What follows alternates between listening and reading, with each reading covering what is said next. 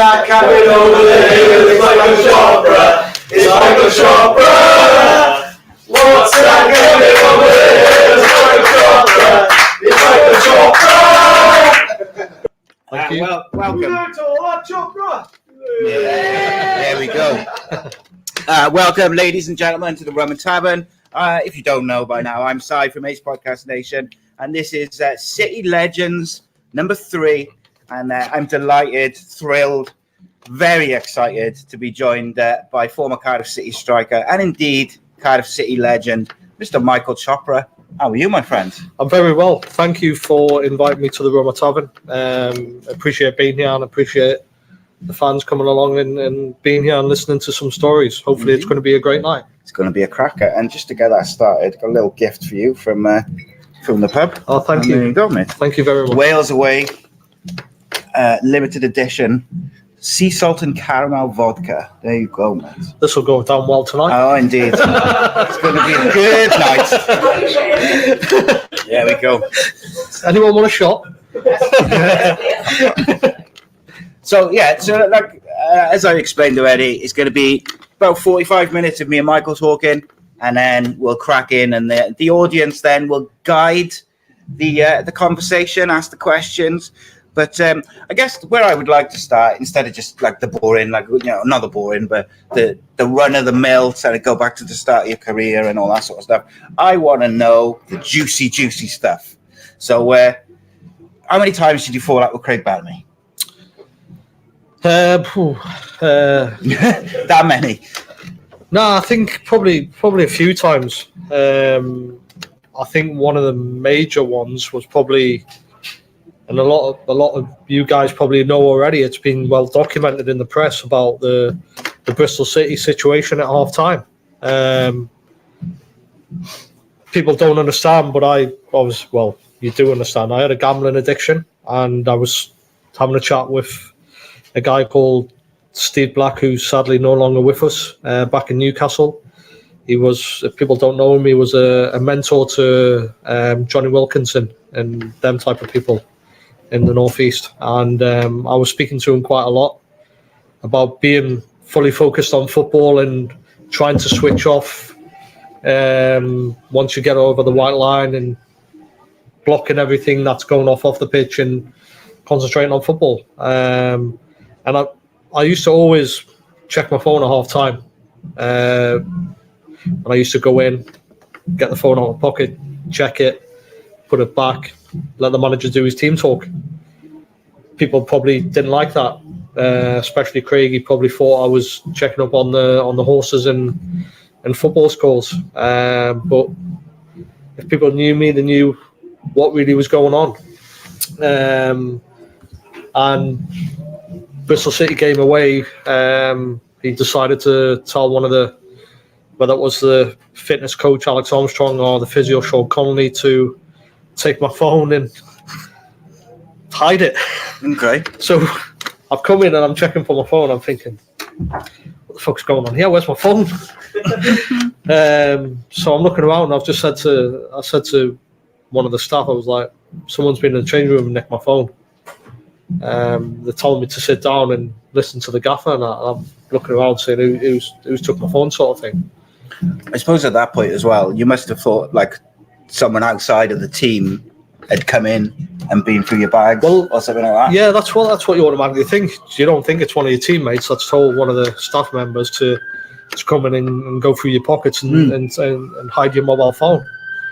So it wasn't until I just said to the gaffer, I'm not going out until I get my phone. Somebody was like, don't worry about your phone, just concentrate on the game. I was like, listen, every game I check my phone, it hasn't stopped me doing what I've been doing. It doesn't stop me scoring goals, nothing. So what's different? And it was only probably a week later I found out that Craig had told one of the physios that I need to be more professional and not look at my phone in half time and concentrate on football. So that was probably one of the fallouts. And then obviously I believe, whether it's true or not, it's just what I believe, that come the end of the season, when I did leave Cardiff City, I think he had a a strong conversation with the owners and said if the club want to be going places, then they've got to start being more professional, and having me around the club is not professional. Did you get on with him day to day, or was it after that? Was there like a bit of a kind of undercurrent of like animosity or frustration? I think. Look, he was a teammate, and you need teammates on the pitch, whether you don't like someone or not. Whenever you're on the pitch, you need to back them, and they've got to back you. But we always got on with each other, even at Newcastle and them sort of clubs when I played with them. I remember, obviously, I had the addiction. The manager was wanting to ban card schools on the bus going to games. I remember one of the games, Craig was unbelievable, had a really good game. We won the game. The next week, the gaffers sent someone to come to the back of the bus and said, you can't play cards, you're not allowed. And Craig had said, no, we're playing cards. And he was saying, yeah, but the gaff doesn't want to. He says, no, I've got a routine that if I done well last week, I'll stick to it this week. So we play cards. Do you know what I mean? So it's one of them things. It's one rule's okay for one, but one for another. And I think in any walk of life, any team, like in an office, anything, if people have got kind of different treatment from the managers, it causes a problem long term. It just does, doesn't it? Because there's going to be that kind of frustration that someone's getting treated differently or getting away with something which you're not, or whatever it may be. I think that's like a natural thing which goes on in any walk of life. I think so, but looking back now, when you look back at it, Bellas was probably trying to help me. Do you know what I mean? Obviously, I had the addiction and everything. He's probably trying to think, well, if he is gambling, somebody needs to do something with his phone, and he does need to concentrate on football. So once you finish playing and you do look back and stuff like that, you do realise that he might have been doing it to try and help. But there was a reason why I would always check my phone, sort of thing. Do you know what I mean? And people didn't understand that. You mentioned like the gambling and then like the addiction and stuff. And I know you said you're happy to talk about it and whatnot. Like how did that start and then kind of develop? I think it started when I was about 16. Being in the youth team at Newcastle, we would all meet up at St James's Park. We jump in a minibus. We go to Maiden Castle, Durham at the time, and then we would come back as a team on the minibus. And I think it was just, you've got 20 minutes to wait for the metro. Let's go into William Hill or whatever. William Hill, the arcades or whatever. Put £2 in slot machines. And I just think it was since then. And then obviously, as I was getting into the first team, travelling to Malaysia, Kuala Lumpur with big name players, Alan Shearer, Shay Given, Steve Harper, Titus Bramble, Jermaine Genius, Bellas, Kieran Dyer, these sort of players. You want to mix with them. Of course, yeah. You see, and I'm on an aeroplane and literally there's like 30 grand sitting on the table and they're just playing cards. And it's just a look at cards. It's just luck, do you know what I mean? Yeah. You turn 3 cards over what you got. Then you've got a bluff and stuff like that. 3-card brag. And I suppose at that stage of your career, you wouldn't have seen that type of money, really. Exactly, yeah. So it's like, as well as wanting to fit in with your teammates, it's this kind of like the shock of seeing, like we all know there's thousands and millions of pounds in football, but like as a young kid, when you see like a big wedge of cash like that, it's gonna. Well, yeah, and especially when I was probably on £500 a week at the time. Do you know what I mean? And when you see large amounts of money like that, you're thinking, if I've got 3 aces, yeah, that's coming home with me. Do you know what I mean? It's one of them things. But look, I can't put the blame on everyone. Do you know what I mean? It's down to myself. It's the willpower and how strong I am to say no or whether I want to do it or not. But and then you want to fit in. You want to be one of the lads. Do you know what I mean? You want to mix in and be with them and be part of the card school, because look, the card schools were rife back then. Do you know what I mean? There was a big thing about in the England setup, teams, yeah. playing cards on the way to games and stuff like that. And I remember, I think it was Bobby Robson. He said something in the training room. He was like, "Why do you want to? We're going to a game. We've got a big important game. Why do you want to take money from one of your teammates? You need him on the pitch. If you're taking a couple of grand off him, do you think he's going to be happy with you?" Yeah. And it's just one of them things. Do you know what I mean? It was just. I think it was the culture at the time, the football culture, the gambling and stuff like that. And then ever since then, it just gradually got worse and worse. Yeah, it's one of those, isn't it? Like there's like a camaraderie to it, and it increases team spirit. But you're right. If X player loses a shitload of money to whoever, it's difficult not to have a bit of resentment. All right, maybe resentment's not the right word, but frustration. If you've just lost a lot of money, it's natural to be frustrated. I think so, yeah, and then it'll depend on the player as well. Has he got the right mental strength to put that to the back of his mind when he's got there was rumours, wasn't there, that Michael Owen owed like his teammates all sorts of money at one point. I think it was Michael Owen. When those card schools were rife, there was always these reports of X player owes this to these group of players, and like to me from the outside, I just think that's got to be a distraction. Well, like I said, it's got to. If you don't have the right mental strength, once you get on the pitch, it'll affect your performance and that sort of thing. So, there's been loads of rumours about different players. Do you know what I mean? Yeah, but unless you're in that actual circle, you don't know what's been going on. Yeah. So, as someone myself who's dealt with like addiction, with gambling, and I've had issues with drinking when I was younger, like how difficult was it as the gambling kind of progressed? But obviously at that time as well, your career is your career is starting to take off. You went to Cardiff, you had a great spell. Do you know what, it was strange because the gambling was getting worse, but my career was going up there. Do you know what I mean? People couldn't quite actually understand how I could do what I was doing off the pitch and continue to perform at such a high level. And I always said it's always been my dream to play football since I was a kid. I wouldn't let my family down and that sort of thing. They put their heart and soul into making me become a professional player. They give me everything I wanted, football boots and that sort of thing. So I didn't want to let them down. And I think that's what it was really. I could really switch off once I stepped over that white line and continue being a professional player. And obviously you've got fans who pay hundreds a season to come and watch you play, and if you're not performing for them, then you're letting everybody else down. Do you know what I mean? And there's a term that you're robbing a living.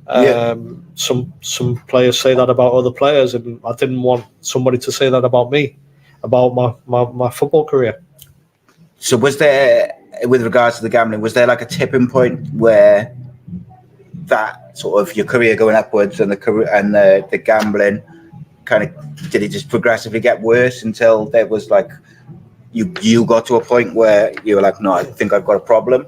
Or was there someone else who kind of helped you realize that? I'm kind of interested in. Well, it wasn't. What it was is we had a private bookie. One of the players at Newcastle introduced me to him, and every month he would pay him. I reached my limit, and then I asked the player to put me a bet on using his limit, and he said no, I can't do that. He told Alan Shearer, who I had the same agent with, and he said, I think Chops has got a problem, and you need to speak to your agent about it. And I think that was even before I came to Cardiff. Wow. That was when I was at Newcastle. So you'd have been early 20s then, like young. Yeah. So when I came to Cardiff, I owed probably about 30 grand to a bookie. Do you know what I mean? So it was, people might not know that because scored 22 goals that season. Yeah, you came in and hit the ground running. Had a great people season. Thought I had a great season, yeah. But that must have been stressful though. That must have been, you can switch off and stuff. It's there.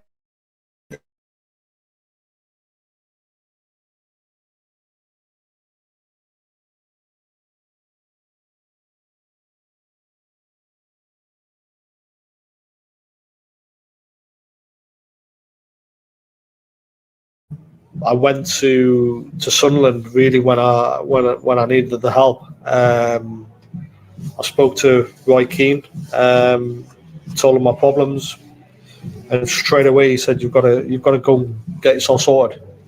And he was brilliant. You know what I mean? It was, people don't understand. And before Roy was on Sky TV, nobody knew what type of person he was. But how I see him on TV is how I seen him, because I used to go in his office every day. I used to have a chat with him. He used to always ask me how I'm feeling and everything, because at the end of the day, I'm a human being. Absolutely, people have to think he's not just a footballer, he's a human. You've got to look after his health and mental health as well. So he was brilliant, and he always got the help and everything and that I needed. But at the end of the day, it was down to me, because he wanted to help me. The football club wanted to help Sunderland, but I didn't want to help myself. Yeah. I remember I couldn't get to the Sporting Chance Clinic because it was fully booked. So I went to a hospital in London called Capio Nightingale. I was staying in the Landmark Hotel for 2 weeks. I'd go in there at 9 o'clock, finish at 5. I'd go to the bookies for an hour. And that was like every day for 2 weeks. So Sunderland thought I was getting help. And you were in when the I was bookies. Going there, going straight to the bookies afterwards. So I wasn't helping myself. No. And look, it's like any addiction. It's down to yourself. If you don't want help, you're never going to stop. Yeah, I mean, like with myself, with gambling, with other stuff, like until you're ready to look it in the face and say, do you know what, I need help, or I need to stop this, or it doesn't matter how many times you might have a conversation with a wife or a brother, a mother, whatever it may be, and mates, and you might acknowledge that you've got a problem, but it'll kind of be words, and then, like you say, you'll go and get help, but actually you'll go into the bookies. What sort of things were you gambling on? Was it like horses or football, or literally anything? Anything, literally anything. Yeah. That's quite common though, like for people, particularly people who will gamble on like sports betting. You kind of might start off with things, so say football, and then you move on to horses, and you think you can get ahead by, you have a good week or whatever, doing research, and I know what I'm doing, and then suddenly you find yourself betting on virtual horse racing, or like I don't know, like football across in South American 6th division. It's the same with anything, isn't it? If you've got a drink problem, you're not just going to stick to one drink. You're going to drink anything. Absolutely. To like a drug problem, you don't just stick to one thing. You do anything. Like me, I was betting on anything. Do you know what I mean? I set my alarm 3-4 o'clock in the morning to have a bet on a Brazilian match that I know absolutely nothing about. Do you know what I mean? And that sort of thing. And people are like, how can you do this? And then go to training the next day and I don't want to pry like too much into like the financial side of it, but like, can you give us like a general idea of how much you were gambling in compared to how much you were earning? So I'm not asking for like figures, but like were you like gambling pretty much every bit of money that you could, or were you able to control it to a point where like? Well, I wasn't really controlling it. I was obviously you've got your mortgage, and I was putting some money into my pension and stuff like that. So whatever was left over was going. Do you know what I mean? And it was a large amount of money. Of course, yeah.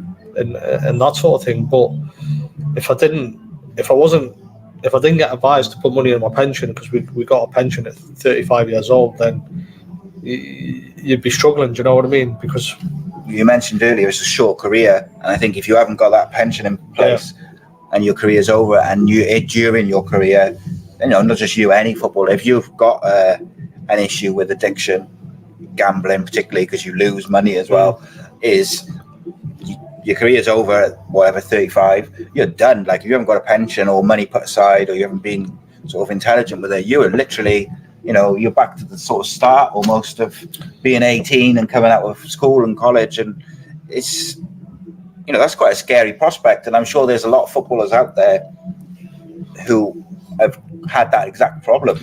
I think so, yeah. And I think people tend to keep dropping down the leagues to just pick up the money to pay the mortgage and stuff like that. But I didn't want to be one of them players that was a Nelly man, or he's only playing because he needs the money and that sort of thing. I think that's probably why I retired quite early, because I didn't want to play in League One and play in League Two and play in the conference at the age of 35, 36 because of the money situation. I pretty much, when I retired, and I'm not afraid to admit, I stopped enjoying football. It wasn't there for me anymore. People will probably say, how can you not enjoy football? But at the end of the day, it started to become a business, and people treat clubs, there was no loyalty, and people at clubs treat you like a piece of meat. It became less personal, didn't it? If you don't perform well one week, the amount of money that's involved in football nowadays, and when it was starting, when I was coming to the end of my career, just leave you out and bring someone else in. That's how what it became. So when I just wanted, like, just to sort of round off the gambling subject, when you were at Cardiff and stuff like that, was you still gambling like very heavily, sort of into that? And when did you get a hold of it, and when did you stop, I guess, and how did that come about? I was, when I was at Cardiff, I was probably the year we got to the playoffs was probably the worst it's been for me, really bad. And people, like I said, people, when I first signed for Cardiff, people didn't understand the gambling situation then, but when we got to the playoff final, that year was probably my worst. And fans wouldn't recognise that because of the season I had and doing so well in the playoff final. But that's probably why I done so well in the final, because I was thinking about the money. Was it to try and get to the Premier League to double it up? But no, look, do you know what I mean? I can laugh and joke about it now because it's all in the past. And then when I got to Ipswich, they knew all about it. They knew all my problems from day one. Simon Clegg, Paul Gill were fantastic with me. Really cared about trying to put it right, because they knew that if they can get my head right, they knew they've got a goal scorer. So they done all they could to do what they could, and they even said to me, look, we'll speak to the people who you owe the money to. We're going to clear all the debt. Oh. And then you just pay it back every month out of your wages.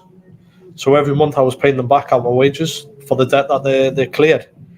There was an Olympic rowing champion for Great Britain called Steve Williams, who Ipswich brung to the football club to just be with me. So in the morning at 7 o'clock, I'd be at the David Lloyd with him, swimming, proper training. Yeah. He'd sit with me, everything, make sure I'm eating properly. After training, we'd go out and do a little jog around the training pitch. Just keeping you busy and keeping an eye on you, keeping away from the gambling thing. Yeah. Those trigger points, isn't it? I think that year there was a big case about getting caught up in a betting scandal in the horse racing industry. Ipswich were backing me on that. Give me all the advice, told me not to fight it because I had an addiction. Don't fight it, let them ban you. So I got a 10-year ban from racing. I couldn't go to any race courses. It's probably a good thing. At the time it was a good thing, but I was thinking, fucking hell, I can't even go to Cheltenham. Yeah. Do you know what I mean? But look, at the end of the day, it was the best thing for them. Do you know what I mean? They're trying to help me. They told me to go into every single bookmakers in Ipswich and self-exclude myself. Yeah. And once you self-exclude, it was killing me. Yeah, it was walking into a bookie, it was killing me. So, and then there'd be times when I was going in there, they were like, Michael, you can't come in, get out.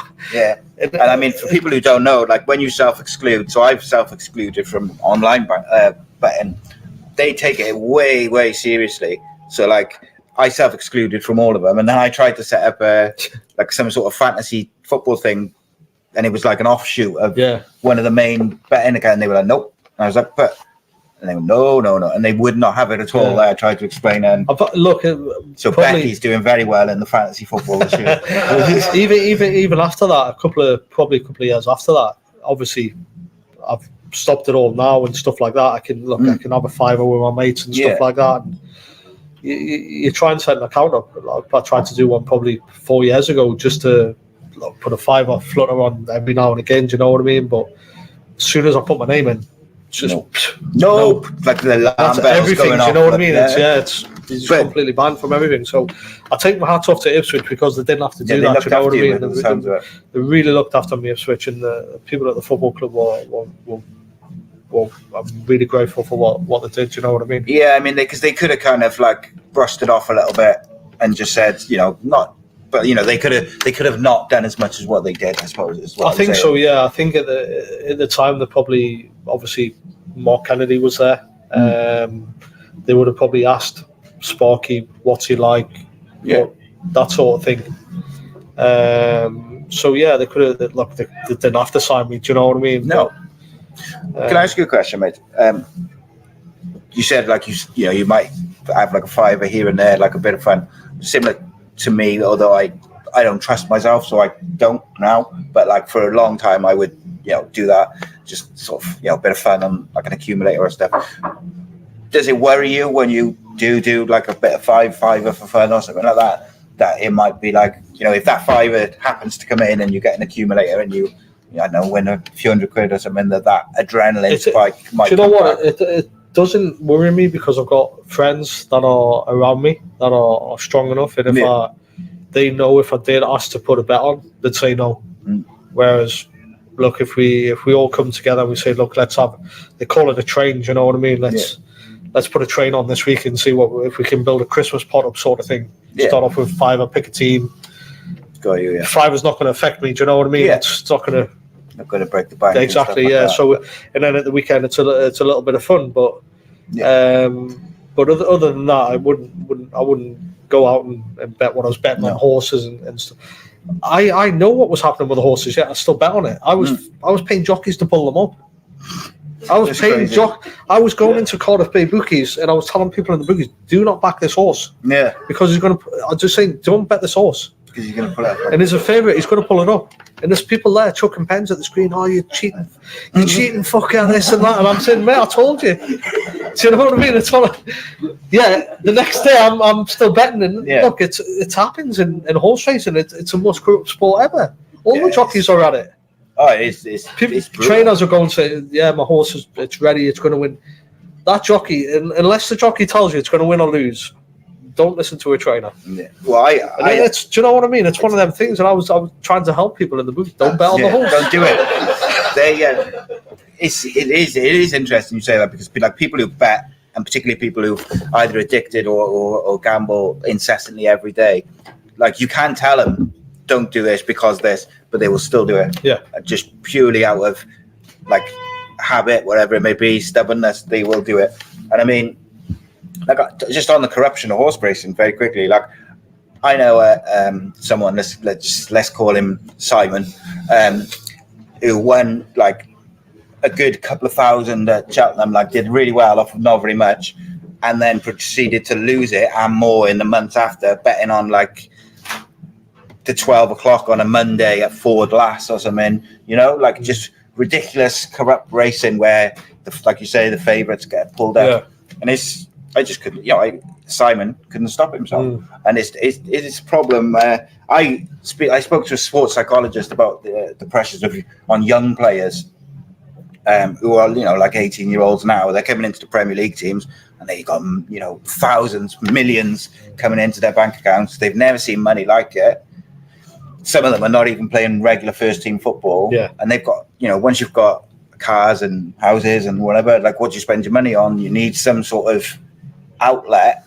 And she was saying like it's rife even now within the youth teams almost more than it is the first teams, because the 23s, they got quite a big chunk of the wages and stuff, but they haven't quite got the responsibility of the first team players. And there is more help there, I think, and support. I think so now, because it's so it was so bad at one time, do you know what I mean? But I'll go back to the FA can do as much as they want, and all your players can't do this, they can't open accounts, they can't bet on football. I know, because I've spoke to people, other players will just get their mates to do it. Yeah, of course they will. they'll tell them, mate, open a betting account in your name. There's a couple of grand. Come put a few bets on. Yeah. And I know because I had players' wives contact me and say, can you help this player out? How did you manage to stop and what did you do and stuff like that? And I'm saying, well, has he not banned himself? Yeah, he's banned, but other people can do it. Yeah. So the FA, the Premier League, can do all they want and say, well, you can't have an account in your name and stuff like that. It's not going to stop. And then when I was in the clinic at Sport and Chance, like I said about triggers, one of the Cardiff shirt sponsors had a betting company on this one. Yeah. Sober bet. And then it was the trigger points. You come into the change room, looking straight across my teammate, I'll see a betting company. Yeah. And it just triggers, let's have a bet. Do you know what I mean? And until you stop betting and advertising and stuff like that in football, you're never going to drive it out. But I feel a bit guilty now for getting you to sign that shirt. Really, like betting company right I'll across sign the front. over the top of it. Yeah. And look, addicts lie. When they're in their addiction, they'll find a way to do their drugs, their drink, their gambling, whatever it may be, whatever they may be addicted to, they will find a way always. And I think, like I say, if you self-exclude, but you're not ready to stop, it'll be in your brother's, your wife's, your friends' names, whatever it may be, and you'll find a way. That's why it's important, particularly for young players, I think, but all players that now that there's that support in place. Was it common knowledge that you were kind of heavy into gambling before people knew that you had a problem necessarily? Would you say that it was relatively common knowledge that you were like into gambling pretty heavily? The reason I ask is I always ask like footballers and managers, agents, whatever, if you were ever approached, to sort of try and match fixing and things like this that we've seen over the years. I've never been approached. Okay. Never been approached to match fix. I think the reason being is you've got other players that will probably ask you the question. People have probably asked somebody or ask him if he would ever do anything, just in a conversation. Do you know what I mean? And I would never do it. It's for whatever reason, and football's probably the easiest thing to match fix, to get a yellow card and that sort of thing. And it's just never come in my head to cheat with football. It was my career. I didn't put all the effort and sacrifices into getting where I wanted to be, to then chuck it away for 10 grand or whatever somebody's paid to match fix. Do you know what I mean? And at the end of the day, I know I was cheating with the horses and stuff like that, but you're cheating your fans, your own fans. Do you know what I mean? Who come to watch you play? You're cheating them what they're paying for their team, and then it looks bad and sort of thing. So I've never ever been asked to match fix or do that thing, which is probably strange. Do you know what I mean? It's because Well, I thought I'd ask a question. I have asked it to many different players and stuff, and I'm kind of interested because I'm always interested in it from a side of like how rife is it in that era, because we all know about the card schools and the gambling. So you almost naturally assume that if people know, those people in those circles know that there's a lot of players who are in debt or they're gambling and stuff like this, would they be sort of perfect to ask? I think it's more the players that are probably earning less amount of money and need a bit extra League sort of 1 thing, and League 2, whereas I might have been quite a lot of debt, but I was still earning good money. Do you know what I mean? So they might have thought he doesn't really need it, sort of thing. So that makes sense. Were you there? We'll move away from gambling a little bit. Were you on the pre-season tour where there was an incident with a fire extinguisher, Tom Heaton and Kevin McMahon? Were you on that tour? Kev's already told the story, but I just wondered if you were there. You'll have to remind me. So basically, Kev and people... Was this in the corridor? I think in the corridor, and then they went into Tom Heaton's room and soaked him in a fire extinguisher. And when the manager and they all sort of kicked off, and I don't think Tom was very happy. It sort of they asked who did that in the morning, and everyone sort of went, "Oh no, it wasn't me." And Kev just went, "No, it was me," and just said it was him straight away. No, I just wondered. I'm trying to think what You don't tell them. when it would have been. I know Kev just I'm not told that in the first 3 minutes of the first podcast we ever did, and he was just like straight in. Must be proud of it. Yeah. I can't really remember, so I can't say if I was there or if I wasn't. What are some of your best pre-season tour memories? Obviously, probably the year when I went to Sunderland, we were in Portugal, and I didn't want to leave Cardiff. And Dave and Peter Ridsdale were saying, "Well, you need to leave," and I was like, "I don't want to. I love the place. Do you know what I mean? I've just come back off having a great season. Came into Portugal. I was flying. I was fit and everything, and then."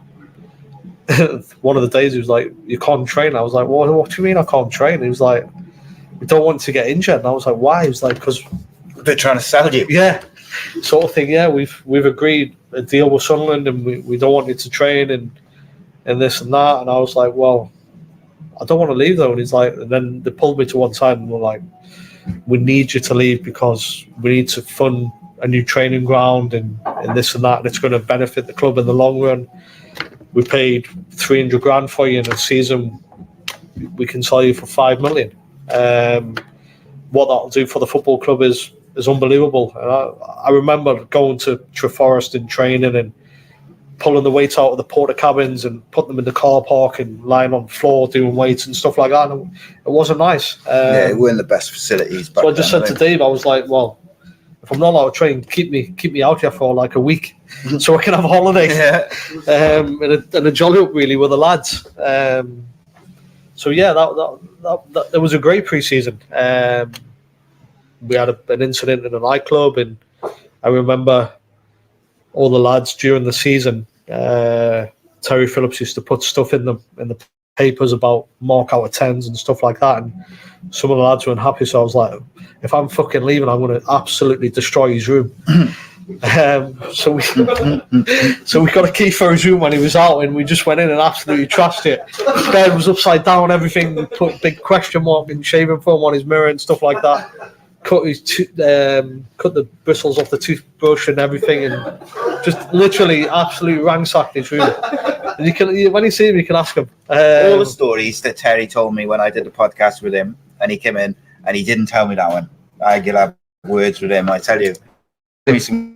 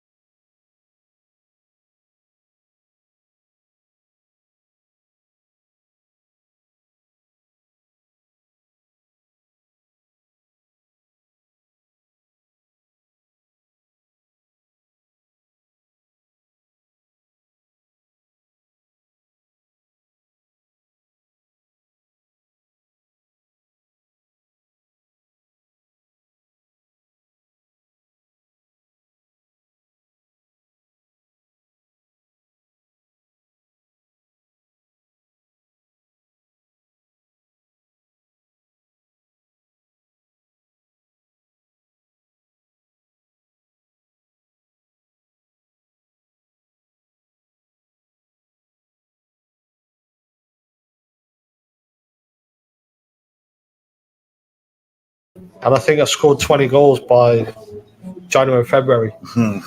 So they raised it to like 10 grand or something. And I was loving it. I was really enjoying my football at Cardiff. Yeah. But when you sit down and you speak to the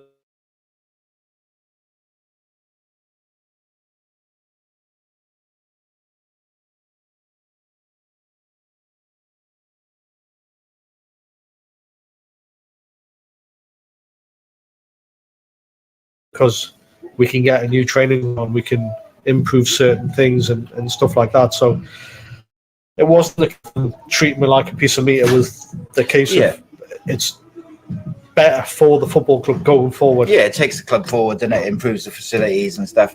And I guess it's different as well if it was going in the owner's back pocket, or they were trying to, sell you to buy a couple of cheap players and stuff like that. And then it's kind of like one of those things. Isn't it?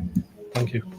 But what about so we talked before we started recording and stuff, and before we started about Dave Jones. Obviously, I've had this unique experience and conversation where I've spoken to Andy at great length on and off camera about like his experiences with Dave. He obviously famously fell out with him and the rest of it. But then obviously Kev loves him and thinks he did amazing things for his career. Same with Jay. Yeah. I know you said you think very, very highly of him. Like, talk to me about how he helped you as a footballer and what it was like to play for Dave Jones. Look, it was brilliant. I think the football we were playing at the time was probably the best Cardiff City's seen for a long time. You still speak to fans now, and all they talk about is them few seasons when Dave was manager. He knew how to get the best out of players. He would bring players in that probably had problems. You look at myself, Roger Johnson, Jay probably had some of his problems, and he turned us into superstars. Really, he had the knack. Certainly got the best out of you, didn't he? He had the knack of bringing in players that were basically not good enough for the Premier League, but too good for the Championship. If you know what I mean. People like Witz is an example. Steve McPhail, myself, Jay, loads of players. Jason Kumas as well. Yeah, Kumi. These players. And I think that was probably his man management, really. I was going to say, was it his man management, or was it just the way he dealt with the team? I think it was probably his man management. Now, some players, and not afraid to admit this, didn't like it, how he treated me and Jay. But if you're performing on the pitch, why not let them do what they want? Yeah. And I remember having the conversation with Dave, and I used to love going back to Newcastle. I was young. I was 22, 23. I love a night out. No better place than Newcastle. And I always wanted to go back. Do you know what I mean? And I remember saying to Dave, if I score and I win, give me till Tuesday off. Okay, Chops, you've got to do it though first.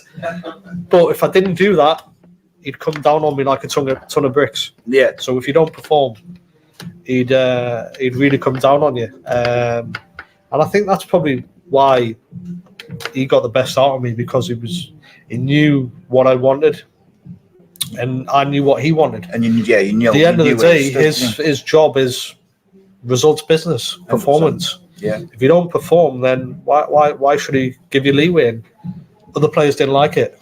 I've seen podcasts before with Gavin Ray saying Dave used to give Jay and Chops too much leeway, and Paul,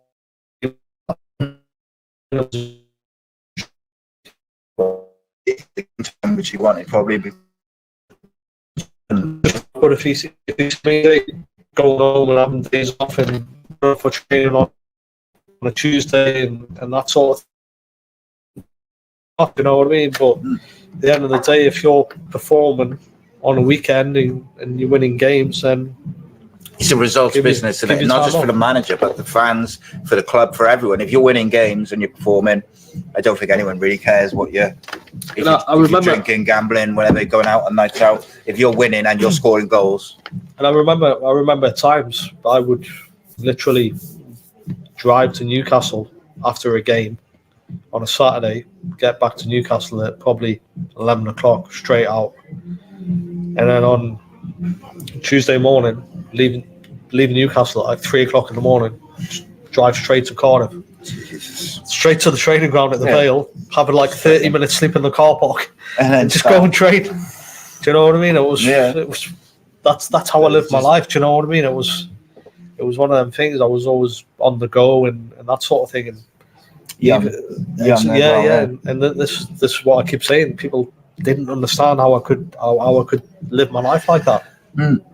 It's I find it interesting. One of the things that interests me actually from that era, what was the dynamic like between, say, like you and Jay and then Ross McCormack? Because quite often you kept Ross out the side because you and him were like almost quite similar in stature. Look, I get on with Ross. Even to this day, we still speak. Do you know what I mean? He's one of them people that I still speak to even now. Get him on the podcast for me. I've been trying to get hold of him. Ross is a great player. He's got great ability. I think when I left, and then I came back on loan for one season, it pushed him out a bit, and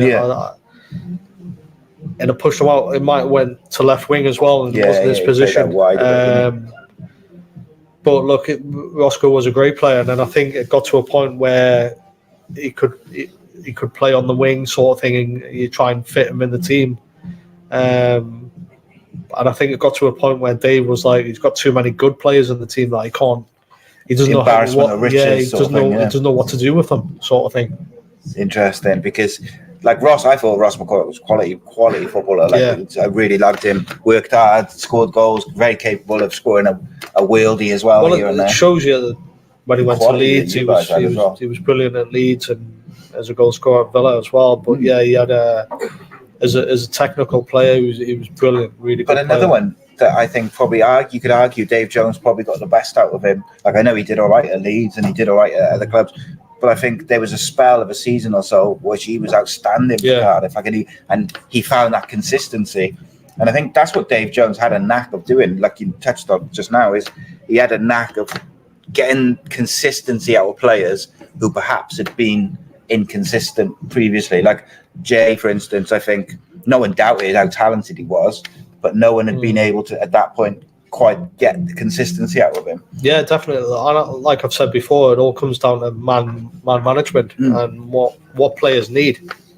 Some players don't need to have time off and stuff like that, and it's understanding them players, and it's okay saying, well, you've got to come in training with the rest of the lads and stuff like that, but I didn't need to train every day. Do you know what I mean? Yes. I was fit. It's not going to affect my goal scoring ability, my technical ability, nothing. So if I'm doing well at the weekend, which is when it matters, then so be it. Continue to do it. Absolutely. So as much as I could sit here and I could talk to you for like another hour quite easily and carry on, what we're going to do is we're going to have a 5-minute break. People can go to the bar, go to the toilet and stuff, and then all of you guys can guide the conversation then. So I'll let you guys ask the question, and Michael will get stuck in. Perfect. Cool. Guys, right, go get a drink. Round of applause as well.